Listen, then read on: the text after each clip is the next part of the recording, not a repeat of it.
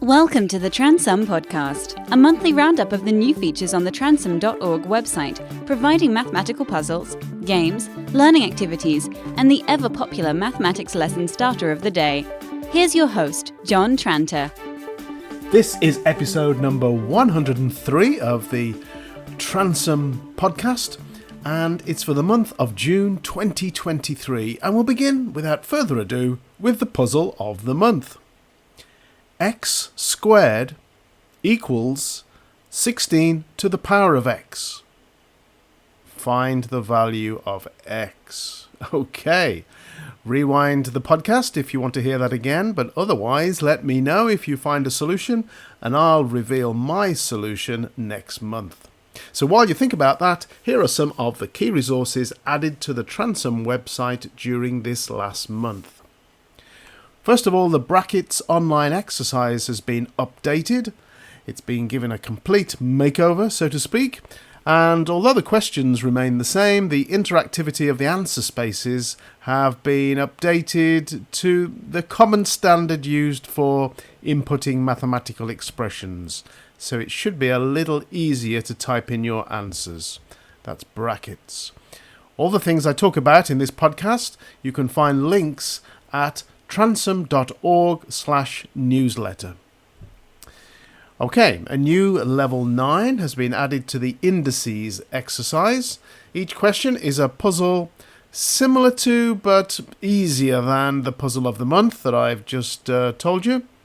A sound knowledge of the rules of indices is required by the time you get to level 9 of the Indices exercise, of course, so I would imagine most students would start at level 1. Refreshing Revision, the advanced version. This is the customizable starter that is designed for Year 12, Year 13 classes. I keep adding bits to it. There are now some nice graph sketching questions, as well as a complex numbers question, which lots of different versions of it for students taking the higher level courses.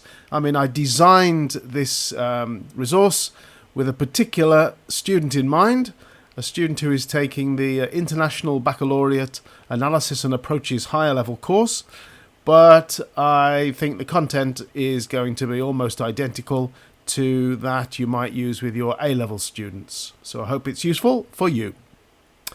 A new conditional probability exercise has been created again for senior students.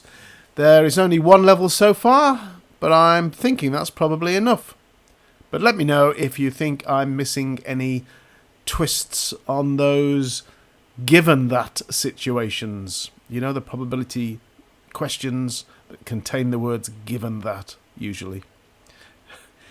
I'm wondering whether to begin work on a new activity from the Transum website based on a medieval counting board, or I call it a Roman numeral abacus.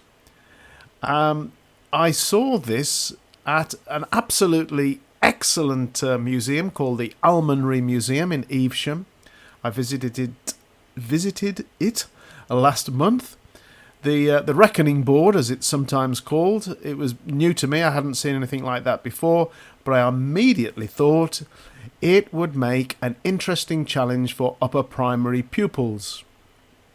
So the one in the photograph in the newsletter that you can see just uses the Roman numerals that are powers of 10, but I thought a great activity would be one where the sections were all of the Roman numeral symbols. So the place value, the notion of place value would be different in each of the columns. The 5, for example, once you'd placed 4 of the counters into that column, the 5th one would make you remove all of those and put 1 in the tens column. So it would be a different sort of operation to that using classic place value. And it would really make you think about things and how things worked. And I thought it would be a nice way to learn about place value from a number system that famously doesn't use place value. Of course, Roman numerals doesn't use place value. So Anyway, I'm still thinking about the sort of activity that I might develop along those lines. If you have any ideas, please let me know. You can find Transum Mathematics at www.transum.org. Now, in the last few podcasts, I've been sharing my experiences of using artificial intelligence and ChatGPT in particular. So, I powered it up again this month, chose the latest version 4 I think it is, and my latest question was, in your experience of reading web pages and social media exchanges, what are the 5 most common misconceptions with secondary school mathematical concepts? And here was the answer. Based on my analysis of web pages and social media exchanges, here are 5 common misconceptions with secondary school mathematics concepts. Firstly, multiplication always results in a larger number. Many students assume that multiplying 2 numbers will always yield a larger value. However, this is not true, as the product can be smaller or larger depending on the values being multiplied. For instance, multiplying a positive number by a fraction less than 1 will result in a smaller value. Misconception number 2, division always results in a smaller number. Similar to the misconception about multiplication, some students believe that dividing 2 numbers will always yield a smaller value. However, this is not the case, as division can result in a larger or smaller value depending on the numbers involved. For example, dividing a larger number by a smaller number will result in a larger quotient. Thirdly, 0 is a positive number. 0 is often mistakenly classified as a positive number. However, 0 is considered neither positive nor negative. It is its own distinct value. It holds unique properties in mathematics and is crucial in various calculations and number systems. The 4th most common misconception is that fractions are always smaller than whole numbers. Many students perceive fractions as smaller than whole numbers. While it is true that some fractions are less than 1 and appear smaller in value, there are fractions greater than 1 as well. For instance, 3 over 2 is greater than 1, and 5 over 4 is greater than 1 as well. Finally, misconception number 5. The concept of a negative number is arbitrary or imaginary. Some students struggle with grasping the concept of negative numbers, often considering them arbitrary or imaginary. However, negative numbers have a concrete meaning and significance in various real-life scenarios, such as temperatures below 0 or debt. They are an essential part of the number line and mathematical operations. It's important to address these misconceptions and provide clear explanations to help students develop a solid understanding of mathematics concepts. So the sample used in this survey is hardly representative of all pupils. It's just drawing from those who have used the web to share their thoughts, and I'm guessing it's probably a lot of teachers as well that have shared their thoughts on students, so it's sort of secondary data. But it's an interesting result nevertheless, and of course it's important to address those misconceptions to help students develop a solid understanding of mathematics. Finally, here is the answer to last month's puzzle, which was a sentence with a gap in it, with some missing words. So the sentence was, this sentence contains blank letters. So you had to fill in the blank with a number written out as a word, or words, so that it makes the sentence true. So, the first person to send me the correct answer was Leonard Pomren, who found this sentence contains 36 letters, which is the answer I'd arrived at as well.